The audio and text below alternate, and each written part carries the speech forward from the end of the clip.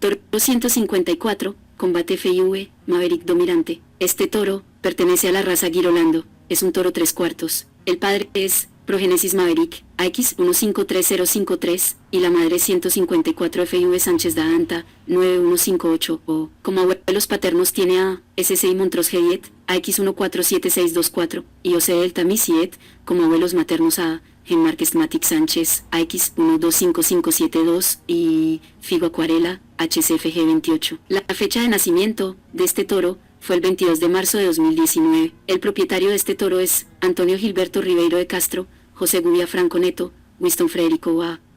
Drummond de Autrus. Este toro participa en la prueba de descendencia de Embrapa. Este toro cuenta con disponibilidad de semen sexado. Este toro cuenta con evaluación genómica, transmite a su descendencia beta-caseína 1-1. Los resultados de la prueba de progenie se darán a conocer el año 2028. El ganado Girolando surge a partir del cruce selectivo entre razas de ganado pertenecientes a las dos diferentes clasificaciones del ganado ovino, Bos taurus y Bos indicus. Por esta razón, es considerada una raza de ganado sintética. Si quieres adquirir la genética de este toro, en la descripción del video, te dejaremos los datos de contacto del distribuidor autorizado.